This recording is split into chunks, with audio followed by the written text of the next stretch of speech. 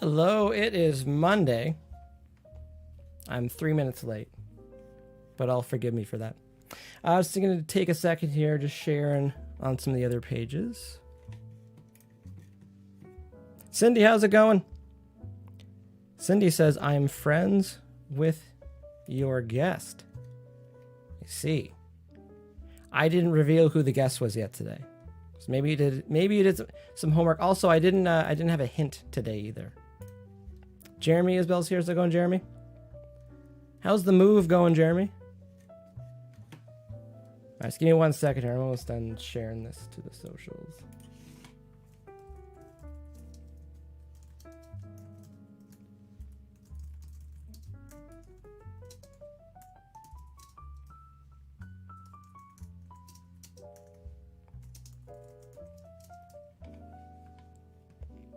Cindy says, long time no see, Jeremy. I feel like Jeremy is consistently here Sundays, Wednesdays, maybe Friday mornings, and I don't know if Jeremy's hopped in on the gaming streams yet.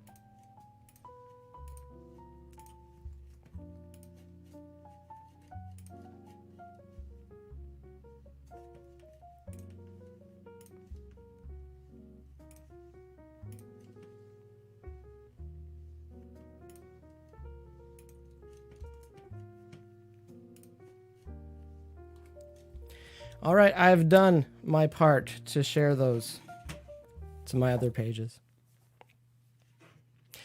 Oh, Cindy says it says in your description. Okay, yeah, no, yeah. Joe's name's definitely in the description. I need to make sure that it's labeled for me as well. So I will start this off by saying this may be one of the last streams that we start off with the smooth jazz. I've been doing a bit of a test on YouTube and on Facebook to see if it gets flagged, and it does. So I need to change it to something else. So Jeremy, I know you enjoy this a lot, so this is probably going to be one of the last streams of it. I'm hearing a knock at the door. See him taking the shoes off the Canadian way. Just 1 second here. Joe. Hey, Mike. How's it going? How are you? I'm Doing wonderful. Good. Doing good. So today on DearBands Live, which I may still rename, Joe ALFANO here. I met Joe a couple months ago. He was running the Octane fan page, and I kind of figured he was working on that. And the joys of Facebook, I don't want to say it can be invasive at times, but because you see somebody, you can just message them. So I messaged Joe and I was like, hey, what's going on with that fan page there in Octane? So that's how Joe and I met. We had a really good phone call a couple months ago, and he had a lot of great things to say as far as his views on music and what bands are up to these days, and a lot of insight into marketing as well. So, Joe, I don't want to butcher your introduction. So if you want to just introduce yourselves and how you got into music and bands. Yeah, no problem. First of all, thank you for having me. I appreciate it. And I probably was a little bit more aggressive in seeking you out because my goal is to amass as many friends in the industry as I can, because I'm all about helping people. So that's why I'm here. So hi, everyone. My name is Joe ALFANO. Where do I start? So I was actually a trained school teacher. I went to college, got my teaching certification, but I realized very quickly after graduation, and this was some years ago, that I wasn't going to be able to live at home for the lot of my life. So I decided, once I didn't get a teaching job, to try my hat at marketing communications. And this was circa 1997. And here I am in 2020, and I'm still doing marketing communications. Currently, I work for a tech company, local here in Boston, and I do marketing operations. But I've done everything from email marketing to digital advertising and writing blogs and doing a lot of the day-to-day blocking and tackling for tactical and strategic marketing. So what got me into music, it's kind of interesting. So I've always been very opportunistic. I've always brought my day job home. And about a year and a half, 2 years ago, I was introduced to Saul's brother track, and they were, ready to hit Octane. And I met the band, not unlike how you and I met, Mike. I think it was through Twitter.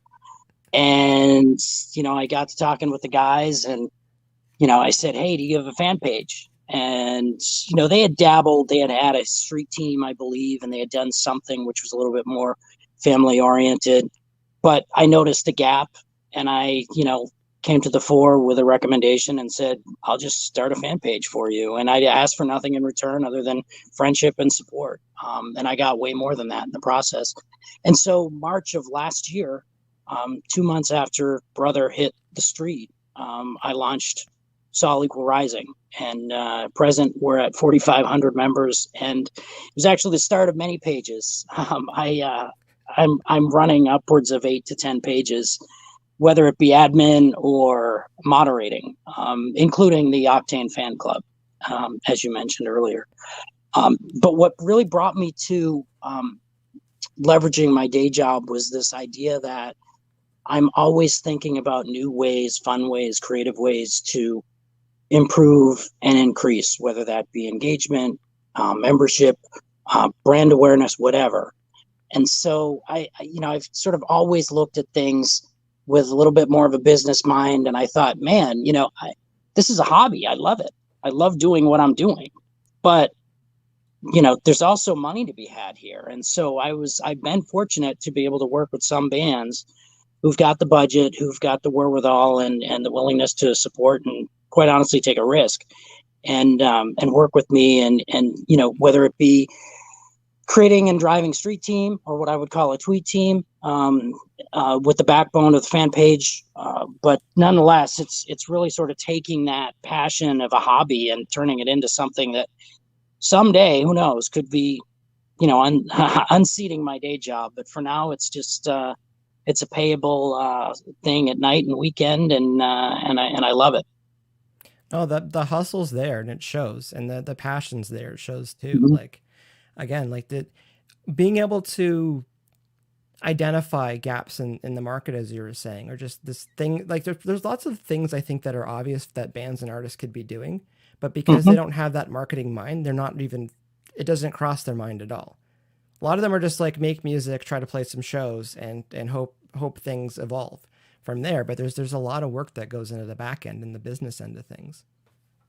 Yeah, and there's also, whether they're independent or label owned, there's always going to be more work than people around to be able to do it. And so, where I really try to fill is that void of, you let me worry about social community management, recruitment, and engagement.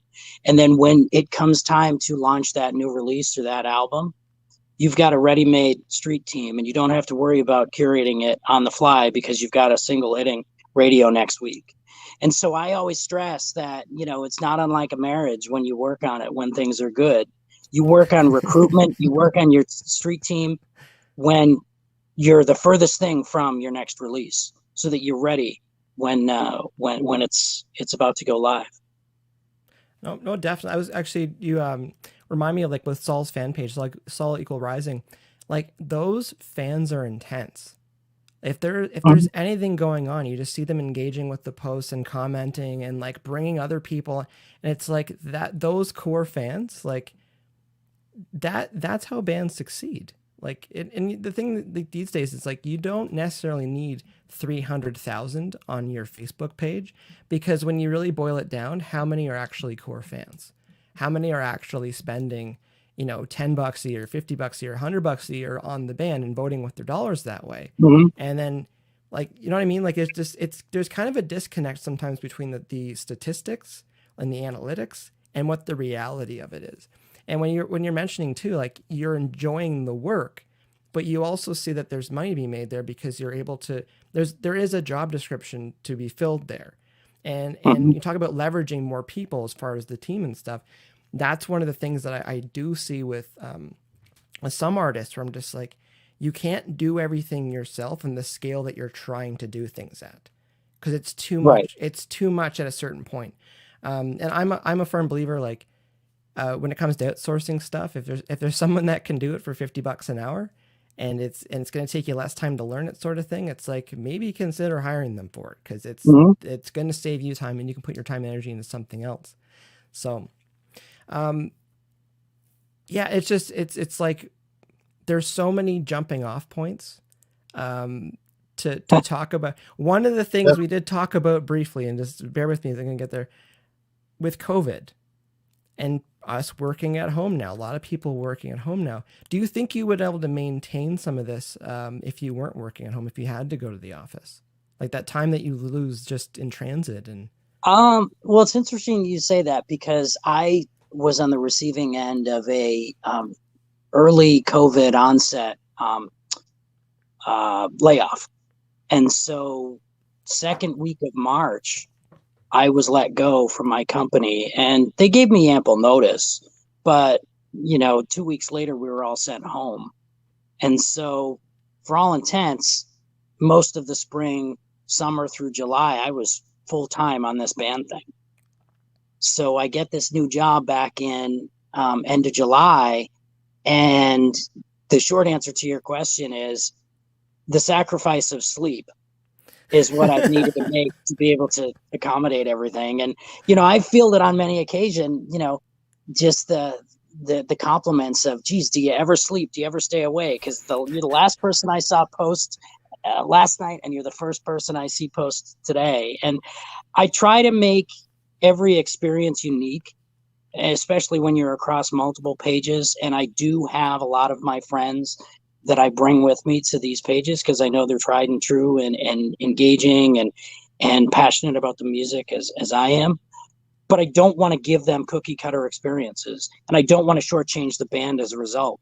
So I pride myself on making every interaction unique to that page that day. And I might recycle some content, weeks, months later, but it'll certainly come back in a different format. It's never a copy and paste of a meme just because I'm running out the door and I don't have time. If I don't have time, I do it later when there's more ample available to me. But yeah, it's been interesting with COVID because my wife, Cheryl, always gives me a hard time about how my Facebook families, plural, get more of me than they do, my wife and kids. So I do what I can to keep everybody happy, and I try.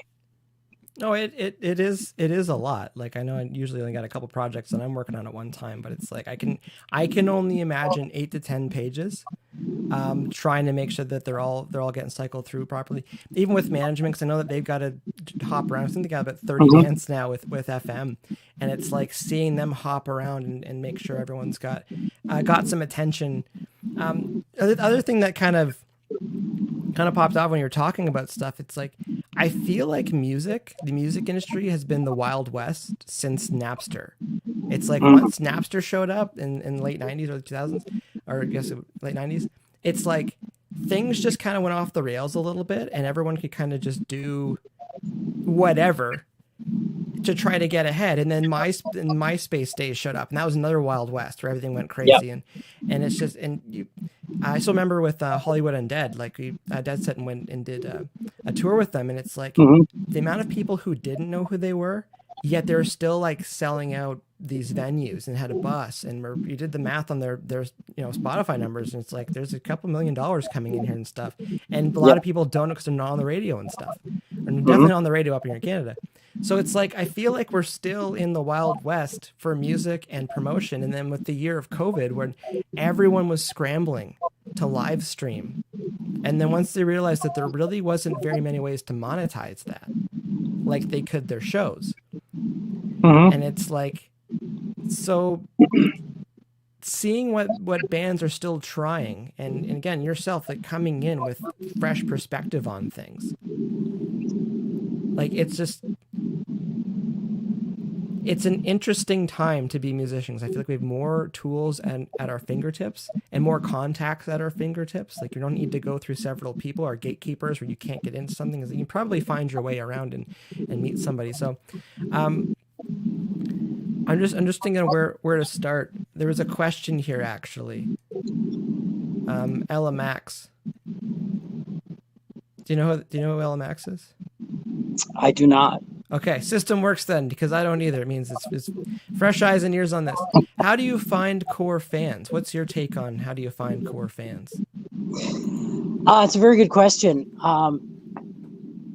I try to use some grassroots efforts in other music enthusiast groups and pages where, there's a lot of activity from the artists themselves, and keep an eye on who's liking, who's reacting, who's commenting. Shared friendships are always an easy, low hanging fruit opportunity.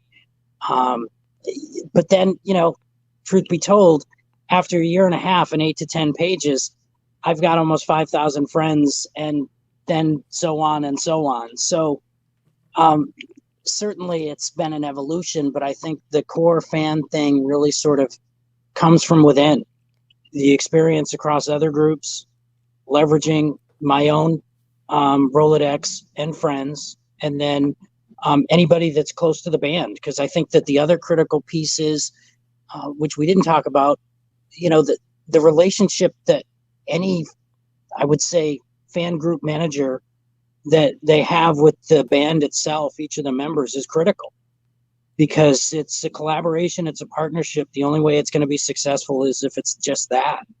And so oftentimes what I'll do is I'll basically ask them for endorsements, or share the link from your personal pages, from the band profile, across, not only Facebook, but all socials, because that endorsement from the band is going to carry a lot more weight than mine will.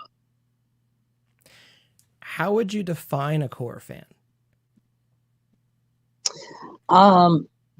Maybe somebody that looks like me a little bit. And I know many of them. You don't have to know all the songs, all the lyrics. You don't have to own all the merch.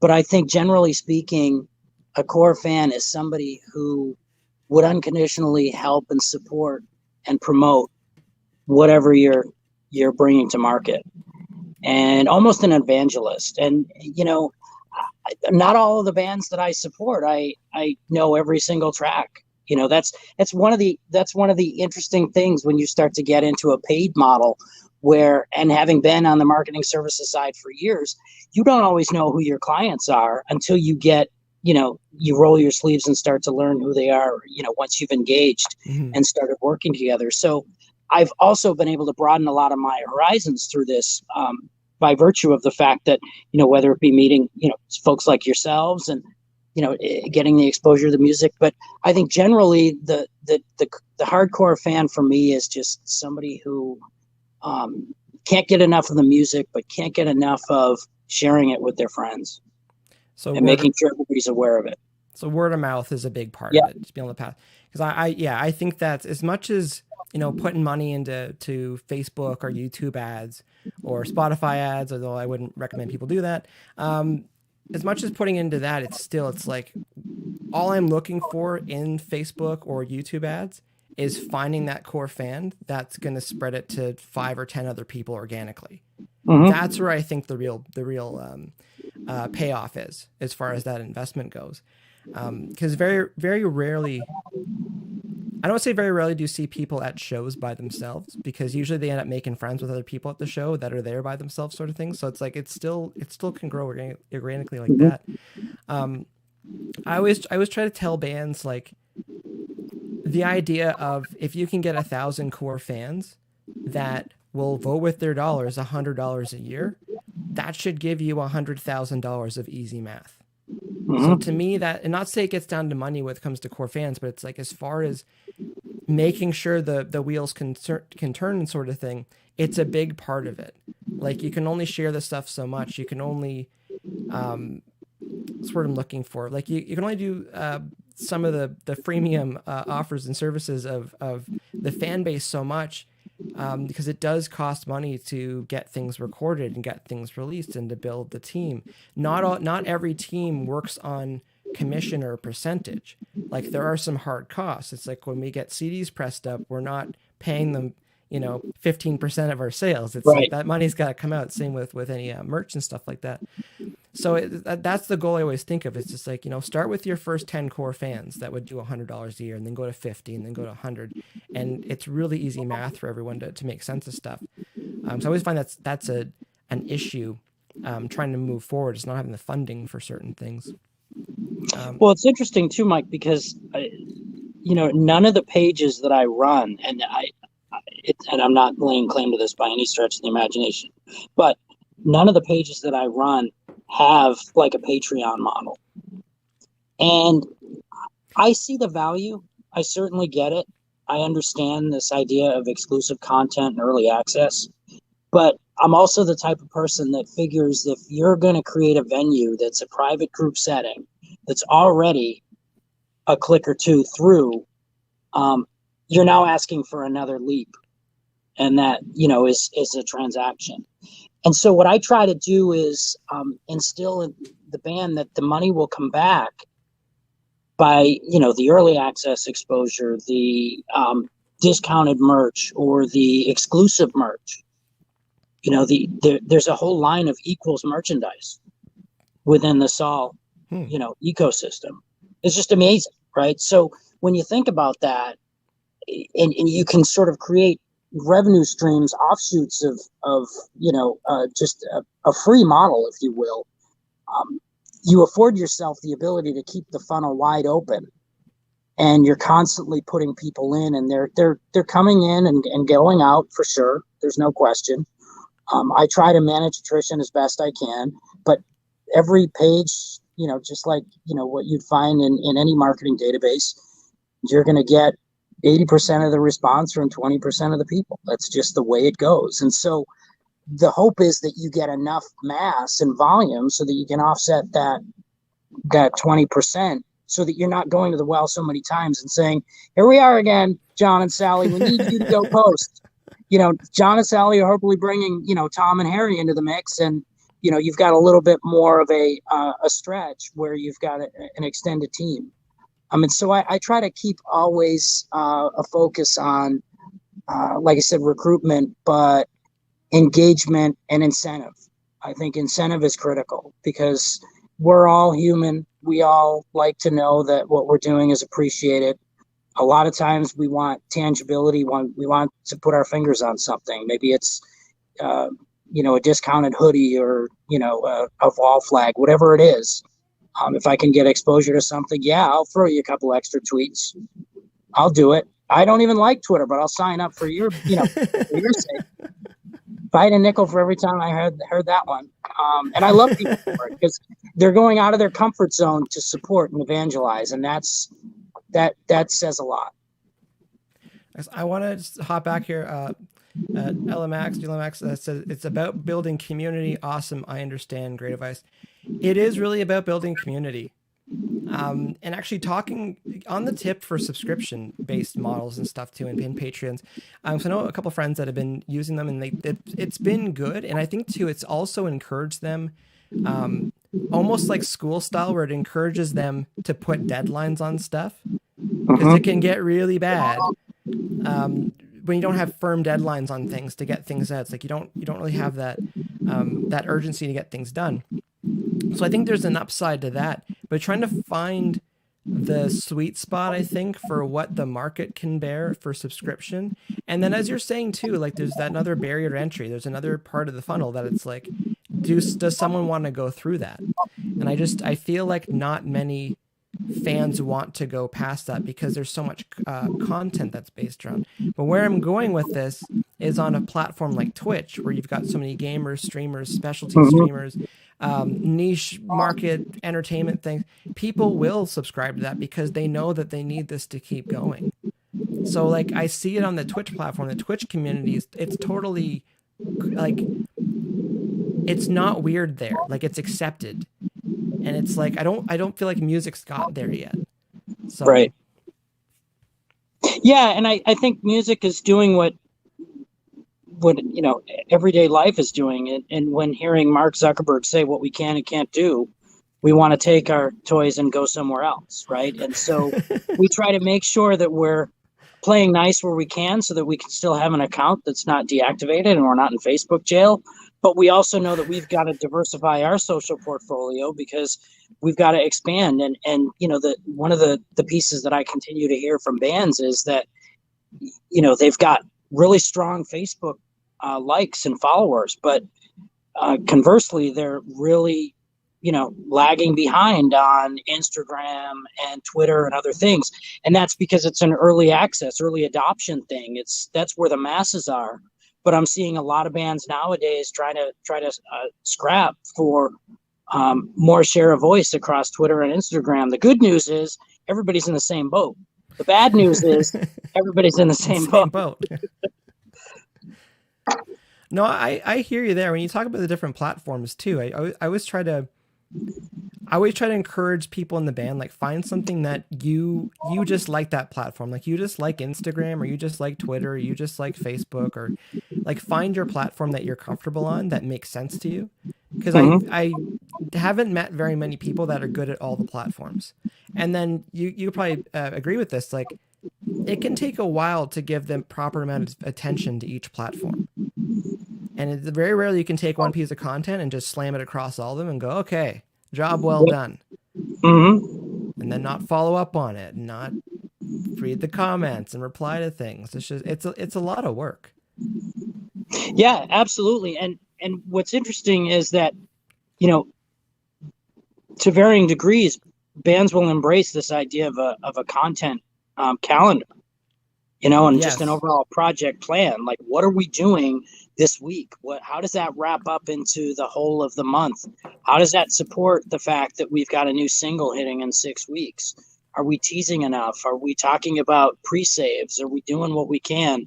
And oftentimes you see a lot of disjointed effort where it's great, messages being pushed, but, you know, the left and right don't seem to be talking. And, you know, you go to one social platform and you get one experience, you go to another and you get a completely different, or worse still, you get, you know, the same thing across each when it's not effective to go with the same across each. So I think, you know, and again, I think music as an industry is really no different.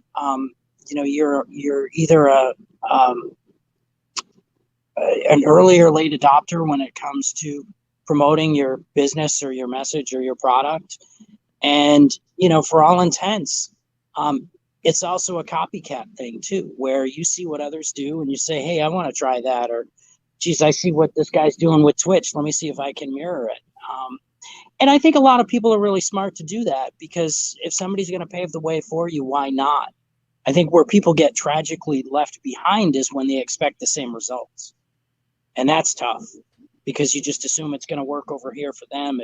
It's going to do the same thing for you. And you almost kind of put it on autopilot because you figure it's just going to come. And it does take work. There's no question. And trial and error and testing is, you know, very important. Being able to spend some money to learn some things too is critical. Not everybody has a budget, especially if they're just starting out, or, you know, struggling with the day job, and you're a struggling artist to try and take that next step, that leap to making a career go of it. I know how hard it is. It's not easy. Certainly not going to discount it at all. Yeah, the trial and error part, that's the other thing I always try to pass along. It's like, you know what?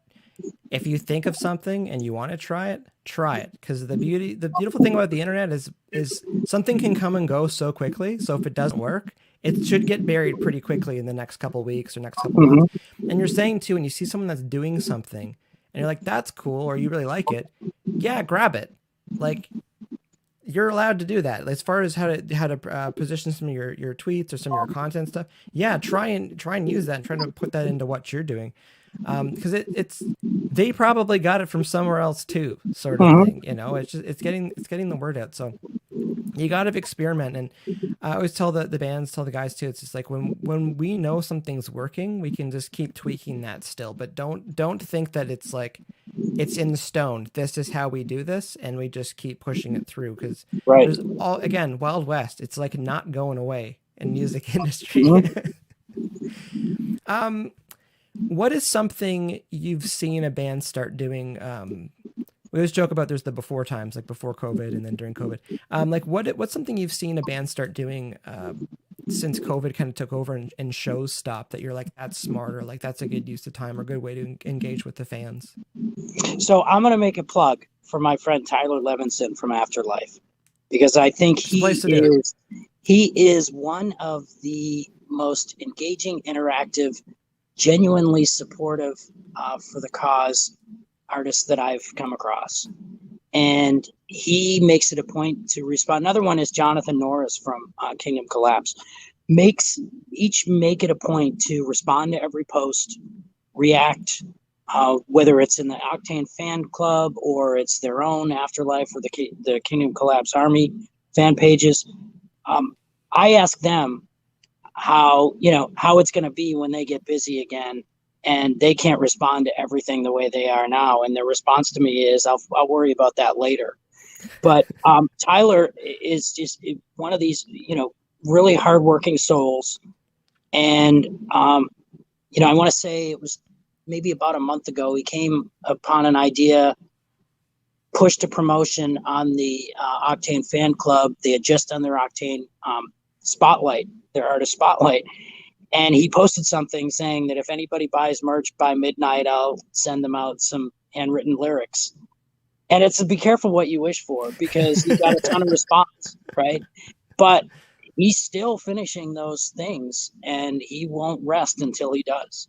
And so, that's sort of the winded answer. But I think to answer your question very simply, where I've seen some value is that this concept of time, which we all have a lot of, some have made the most of it. A lot have really kind of taken to writing and, just re-engaging with their fans and, making the most of it, maximizing what COVID has told them that they have to do. Tyler's just one that just comes to mind that really gets it. And the relationship he has with his fans is amazing. And I will also say anecdotally, I asked him if he wanted me to run his page at one point, and he said, no, I'm happy doing it myself, but I'll call you when I need you. And that, I think, is really impressive. That's a good answer. One of the pieces of advice I got back with management years ago, it's one of the people I was trying to get to work with the band. He's just like, I'll get back to you when there's something to manage. Yeah. And it's one of those things, I think there's kind of, it works on both sides when that it's too much on your end and someone else can recognize that, but also someone recognizes that there's now value attached to the job to take care of that. And especially with a lot of management that are taking a percentage. It's like they want to make sure that the numbers make sense before they get involved. And, I think it's one of those, like, you have to look in the mirror as an artist and go, do I need to bring people on the team right now? Is it at a point to do that? I do want to have a bit of a DearBands rant moment for a second. When you mentioned bands are writing and artists are writing stuff right now, it freaks me out when artists and bands say that, because I'm like, you should have been doing that anyways. So when you've got this extra time, the extra COVID time to be writing, and just like, you should have been doing that anyways. But like, if you were working from home, or especially from with Canada, because like a lot of musicians, we had our emergency response benefits, so $2,000 a month the government was giving us to stay home. Mm-hmm. And it's like, learn something, like learn Photoshop, learn video editing, like try to buy a used camera and figure something out. Like, don't just tell me you're writing. You can write when you're sitting on the toilet. I'm sorry. Like, you can write songs anywhere doing anything. This is true. Yeah. So it's one of those things I want to hear people like, I saw bands like, oh, we're just writing because we can't play shows and stuff. It's like, figure out your live stream stuff. Like it's one of the things that like have been on a lot of people, like get your rigs together for live streaming. Because the other thing is it's the year of the cover, right? So yes, which I can rant on that too. Yeah. When in doubt, I've got some time. Let's grab something. I mean, 2 weeks ago they had the Octane covers top 20 countdown. And of course, Chris Motionless won and he hosted it. But it's amazing when you see a lot of these bands week in and week out coming out with some COVID covers, and it's good. I mean, it has its place, but I'm with you. I mean, I think that COVID, has taught us to do a lot of things, but it's also reminded us to get back to basics. But basics we should be doing anyway. And so, cover's good, but hopefully you've got some new stuff coming out and very quickly into the new year. Even though I still don't see, 2021 being a quick exit of this pandemic. We will get there on your views in the next. But back on the covers thing, I'm glad and not glad you brought that up, because I butted heads with a few people about that pretty hard, because I'm like, are bands putting out covers because they don't have any new material, or is it because they don't want to put their material out because they can't really service it to radio properly right now because they can't tour and support it? Because it was like, as far as like labels and some of the distros, like they were hesitant to put anything out, and now we've got this huge rush of singles coming out before the end of the year, thinking that we can all be touring, because Live Nation's saying, the summer things should be back in full swing and we should be good. So like there's this massive push for all these singles from all these records that are upcoming, and it's like the landscape got really bad really quickly if you were a smaller fish in that pond. So, but yeah, there was a flood of covers, and I was just like, people asking like, "Are you guys putting covers out?" I'm like, "No, we Tenth Machine just put a record out in May." Yeah, yeah. Blessing and curse for that. But as far as so we talked about things that you think have been good. What are some obvious missteps you're seeing bands and artists making over the last 6 months? Well, you mentioned one of them, right? It's falling behind the veil of writing, which usually means that you're not accessible and available, right? So I think there's a hand in glove associated with maintaining engagement throughout downtime, busy time as best you can, because you need to be genuine. You need to continue to give people reason to come back, but you've also got to balance it. And that's the thing where it's a tightrope walk, because some bands are super engaged and it's great, but it's almost too engaging a lot of times, where you're like, some of the mystique of them being rock stars kind of gets taken, maybe even for granted. And so when they're not available, it's like, well, wait a minute, they were just around and now he's not, So I think that a lot of that just has to do with, availability. And you said it earlier, whether it's IM chats, whether it's messaging across the other social channels, if it's, an email inbox for the band. There's a lot of ways that you can communicate and get directly in front of someone, or the band itself. And so I think that we all live in this sort of instant gratification mode always, where it's like, we ask a question or we post something and we want somebody to respond to it. I think the bands who do it well are the bands who are very judicious about it. And again, there's no issue with the bands that overdo it, but I'm just saying that by the time they get busy again, it's just not going to be sustainable. So I think that the bands who maintain a balance, a little bit more of a mystery, I think are good. I think, one thing you don't always hear about is the idea of database building and sign up for our email. That's kind of gotten lost in a lot of this stuff over the last year and a half, couple of years, where there's not a lot of new content that's coming out in email that's not already being mirrored across the other social experiences. So it's kind of become the stepchild and not really dealt with. Plus, it's just, not everybody signs up, because a lot of people just either don't have an email address that they check actively, or it's just not fast enough for them. It's not in front of them fast enough, the way that a message or a post would be. Some of the other things that I've seen, which I would sort of classify as development opportunities to keep it on the up and up. I think, I think there's a lot of over pushes for buy our merch. We're going through hard times. We're doing this. We're doing that. There's no question that that's difficult, and we as fans feel for you. And whether you have a day job or not, I think you can get the point across without sounding like you're desperate and asking for somebody to buy that hoodie. And I think it's just a little bit more of a take a step back and think about how you're promoting it. as opposed to, you know, some of those ads where you see on TV late night and you're like, man, I feel horrible for the price of a cup of coffee. I could help this band. Yeah, exactly. So, and I just think it's about, you know, how you position your message. And, you know, you need to also come across as being, phrase I like to use is act like you've been there. You might still be in that aspirational mode of that next step in your life cycle as a band, but you've got to act, you know, you've got to act, and dress, as they say, for the job you want, not the one you have. And that's really critical for me, to make sure that the bands are setting themselves up for future success by grunting it out here and you know, and the day to day. So it's not easy. It's certainly not easy. And coming from me as a single income household, you know, when I was out of work back in March, I probably wouldn't have practiced any of the things I'm preaching to you right now, because it's just, you're in desperation mode. So I get it. But you've just got to take a step back and keep an eye on the prize. And, you know, in most cases, most bands have more than one people in there, so they can be a little bit more resourceful.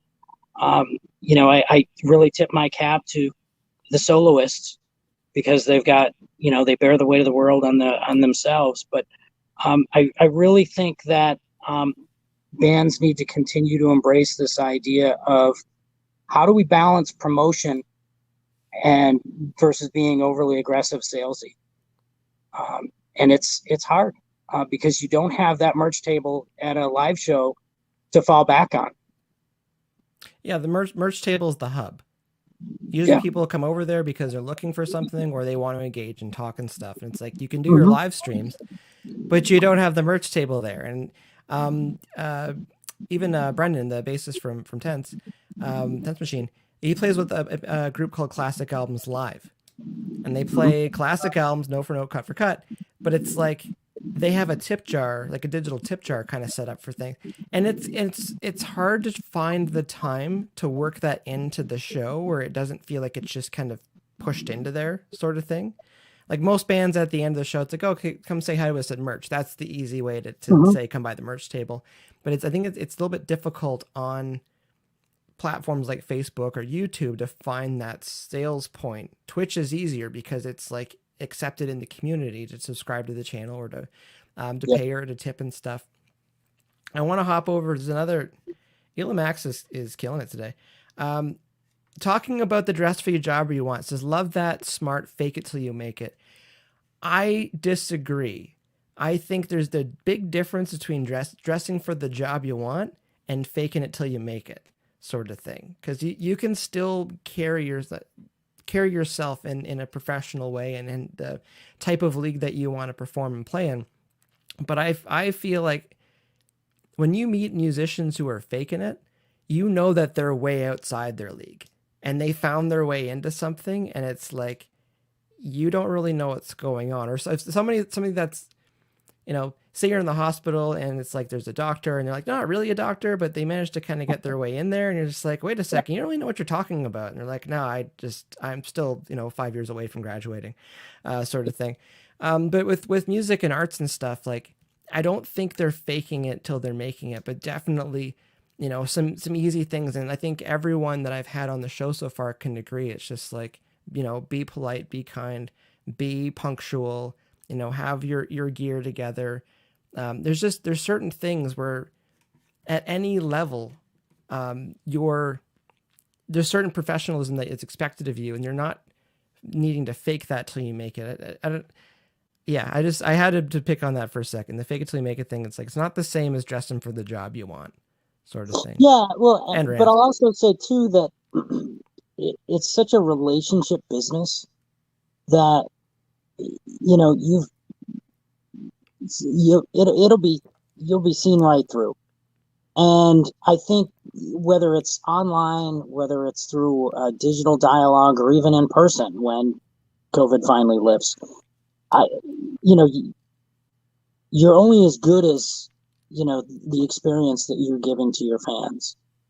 And if it doesn't come off as genuine, and I'm not saying everybody has to have the band over their house and the band has to embrace going to every fan's house, but I think that there needs to be a very strong balance and an understanding that, you know, don't forget who got you to where you are and where you want to go. Because these are going to be the same people that are going to be there at the next stage. You're going to need them. They're going to want you.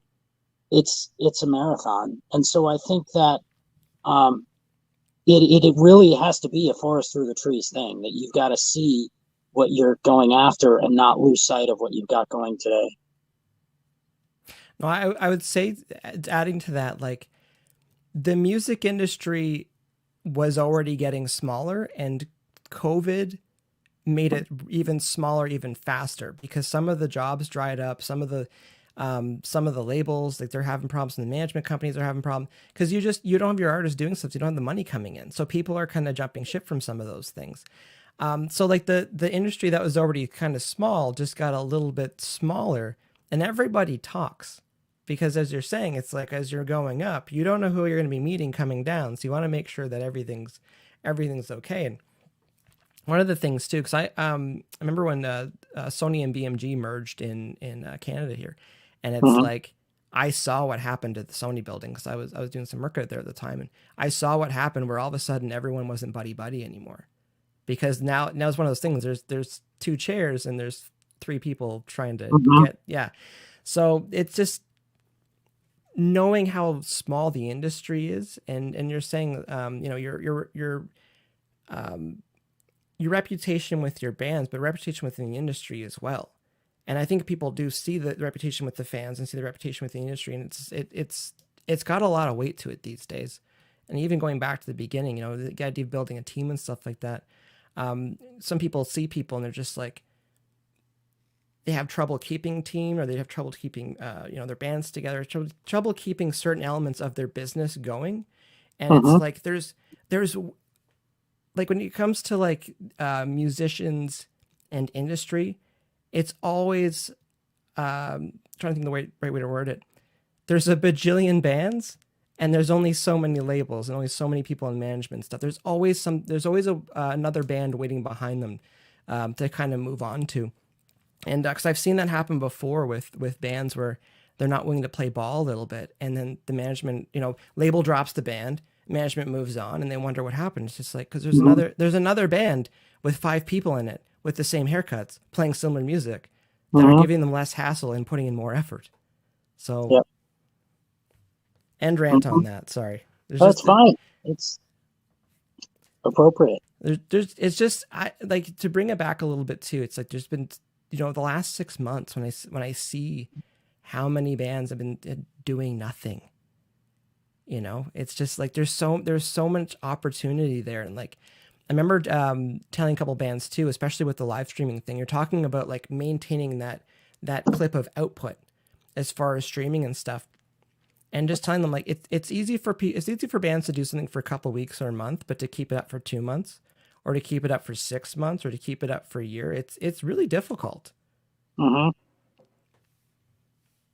Yeah, there've been, and I see this quite often in the Octane fan club, where every so often you'll get somebody make a post of, what's so and so up to these days, and there's 4 or 5 answers, and half of them are inappropriate. But when you do sort of cut through and get to the meat, people do notice.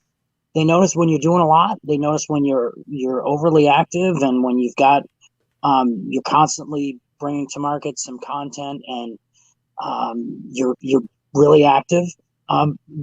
Flip side, they notice when you're dormant, which, the first thing that comes to mind there is that you're going to rest on your laurels and you're fine, and you're not going to make the most of the time that you've had for the last 8 months, where we've all been on the same playing field.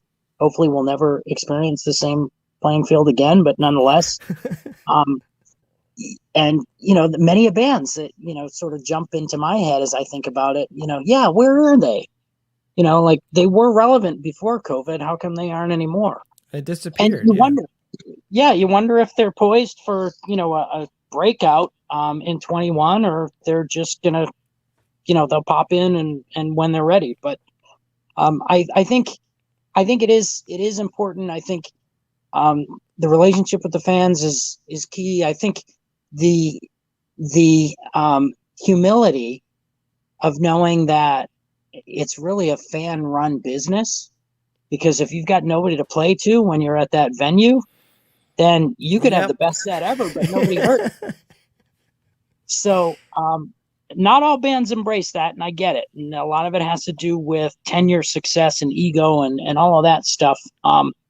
It's good to see when bands do get a taste, but they still don't let go of that sort of small business mindset. But it's hard. It's hard when you get lured into that life, and you start to get pulled in many different directions. But your fans are your fans, and hopefully you don't let go of them. No, I agree. Take care of the fans, and they'll take care of you. Mm-hmm. Again, sorry, Jackie, about the carrot cake one time. There's a little quick story here. We were playing Taste of Madison, and our super fan and good friend Jackie was there, and we saw her. She was up front of the rail there, like the front of the stage. It was early before the show, and like I walked over to say hi, give her a hug, and all I felt was this crunch under my foot, and I was like, did I step on like someone's drink or something? But she made like a carrot cake for the band, and Oh, I wow. like stepped on the top of it, and Oh, man.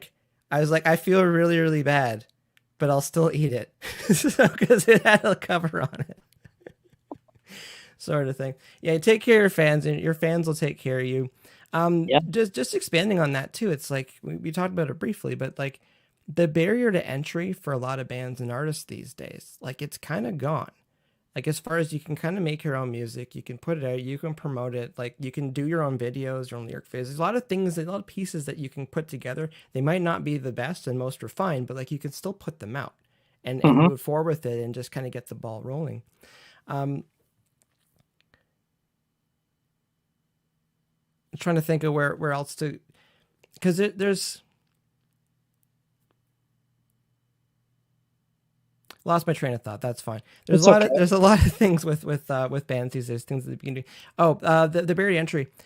Just the idea that like getting rid of some of the people in the middle of the industry, because that was one of the things too with some of the larger labels. It's like you'd see a lot of people working on something, but like you could kind of boil that down a little bit. And the idea Mm-hmm. where like bands are able to partner with people these days, and you can kind of pick your team a la carte for certain things. Like you can pick your radio team for certain singles. You can pick your designer for certain things. I just think there's a lot of value to that, for allowing bands to kind of stay in control of the ship, sort of thing, opposed to them going in on their hands and knees begging the label, which is basically a bank, for some money to fund everything. Mm-hmm. You can build a little bit of leverage going into it, and then build your team according to that, or know that you're partnering. It's not so much a hierarchy thing of just like the label's just going to tell you what to do all the time. So I don't know. I'm kind of just on a tangent here a little bit with this, like That's fine. how much control I think bands have these days and artists have these days. So Yeah, I've known a few bands that actually do their own mixing and mastering, and it's not something they just taught themselves because they wanted to, you know, save money. I think that's kind of how they grew up. They played an instrument, they took it on, and maybe they had a friend. But it's a lot can be said for being able to do that, to do your own design work. So absolutely, I think this notion of a la carte is great, especially if you're a little bit budget strapped. You can pick and choose what you do and where you do it. well, when things are good too, and like there's a couple points on what you're talking about there. It's just like when things are good, you'll generally go back to the same well with the people that you're working with, because that's not broken. So why would you fix it, sort of Mm-hmm. thing. But the idea too of having people that do production within the bands, and a couple people get mad at me when I say this. One of them being my lovely wife. It's like I'm not worried about, like I'll be 37 in a few weeks, but it's like I'm not worried about someone who's 27. I've always been worried about the 17-year-old with a laptop that's torching everybody.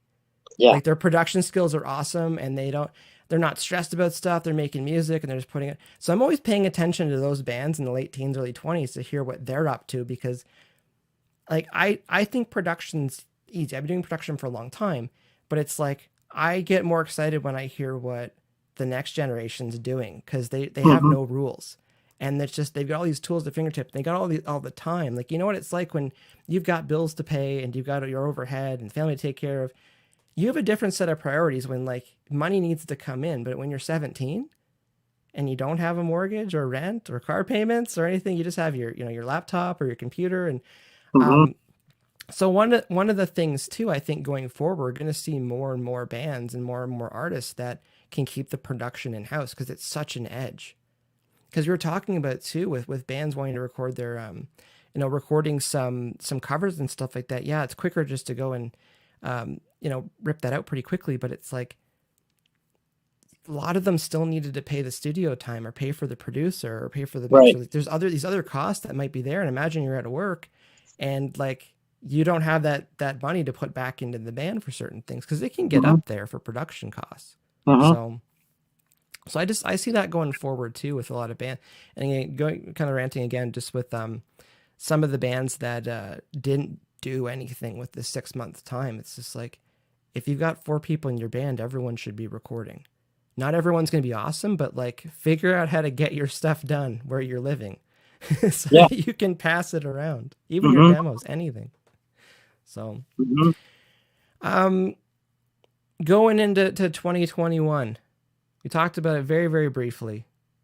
What are your thoughts with live music and bands and artists going into next year? Well, it depends upon what you read, when you read it, and how frequently you read it. Everything that I hear, and you mentioned earlier, I think it was Live Nation, summer 21, right? You've seen all of the 20 festivals get pushed. I think Shiprocked is even pushed out 2 or 3 months. That's in May. And then you've got Blue Ridge, you've got Rebel Rock, Rockfest, I think anywhere between July and September. So I think there are a lot of eggs in the summer basket for outdoor. I think indoor is anybody's guess.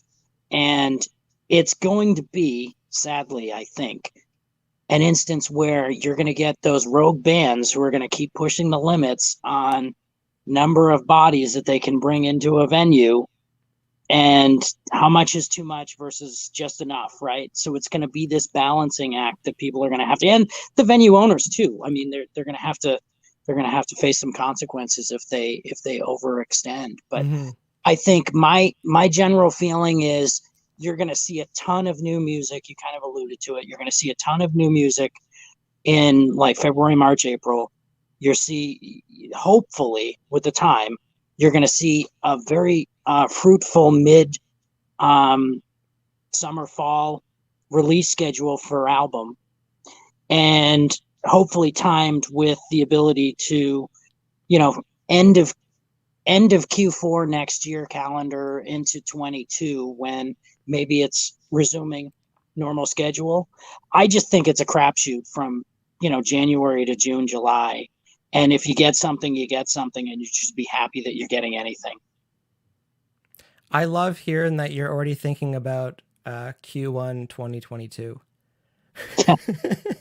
Because that's been one of the things. It's like even back in June, I was looking at January, February, and when it looked like things weren't going there, I'm like, okay, let's start looking at March, April now. See what's going on. You always I think you need to push it back 4 or 6 months at this point, whatever your game plan is, and have other ways to kind of nudge the ship a little bit, sort of thing. So, it's funny you bring up the Live Nation post, because it's like everyone was just like, oh, this is great. Like Live Nation's gonna be back next summer. It's like there is no guarantees of that, but they've got to tell their shareholders something. Because they've just been. I think that one of the articles I read, it was like they made $230 million this year somehow, but it was down from 3.4 billion or something. And you're just like, how did you make $230 million this year? Yeah. So yeah, they got to tell their shareholders something, and then not far behind, because they own Ticketmaster as well. Ticketmaster was talking about the idea that like you might need to have basically health status verified passport in a way, like a digital passport. Thoughts on that? I don't know. I mean, not to put you on the spot. No, it's totally fine. I think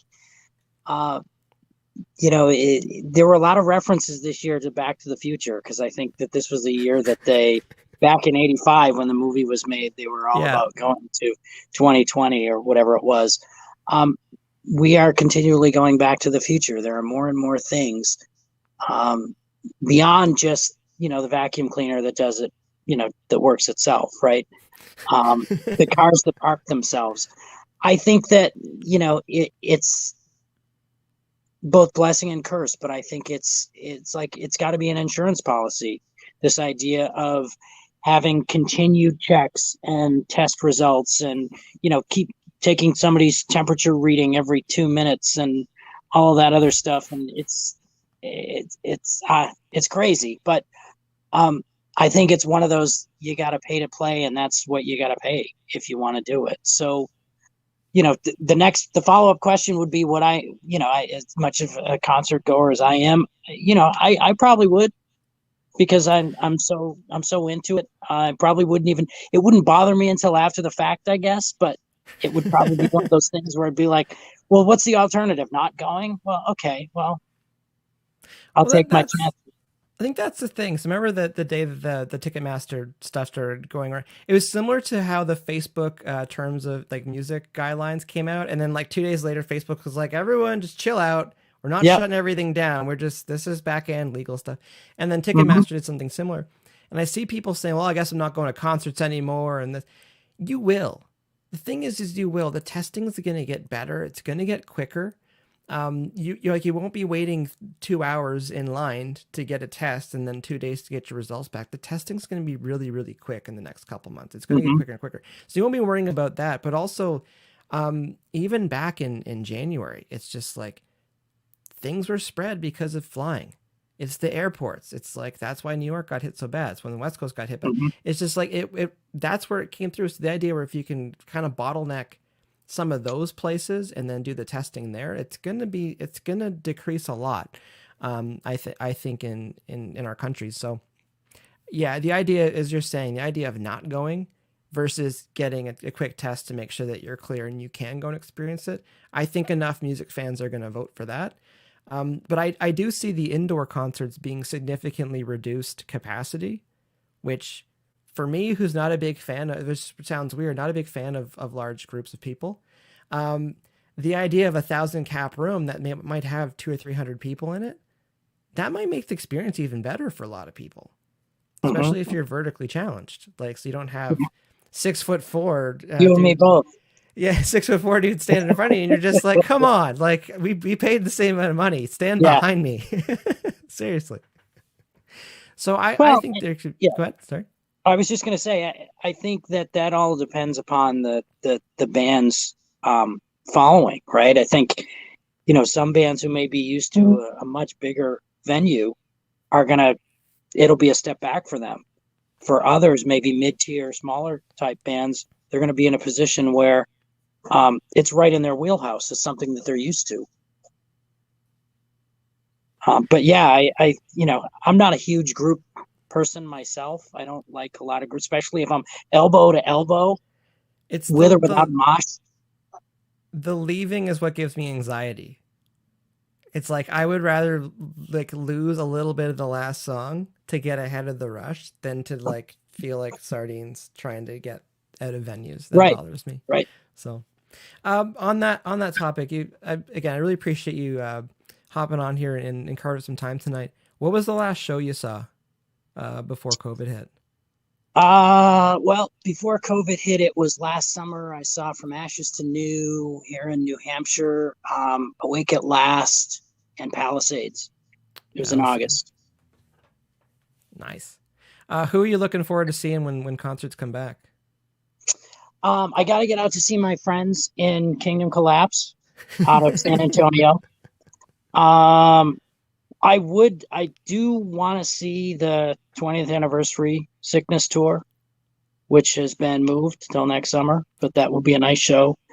And I still have it in me because Metallica is a bucket list, even though I don't really like most of their recent music. They'll play the hits. Don't worry. Yeah. Yeah. No, the thing too, you're talking about the outdoor concerts. Like, I think that's going to be the thing.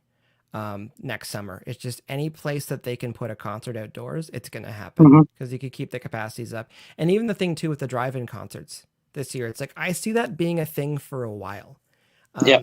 Because even when you talk about distancing and stuff, it's like it's easier to kind of here's your space for your vehicle, hang out in here. If you want drinks or service or anything, it's like they can bring it over to you because they know where your vehicle's going to be. There's a lot of upsides to something like that. Hmm. You know, people not going over to the bars or anything. They can just kind of bring it to you. So I think that could be a big thing next year as well. I was telling the guys like be ready for that. That's what the tours could be. It could be a lot of outdoor venues and blessing and curse with those when it comes to weather and mosquitoes. But it's Yeah. Right. I will happily take that. Likewise.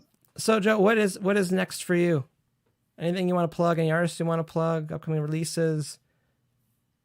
My guys in As Strange as Angels are coming out with a track first week of December. Reed Henry's got a track coming very shortly.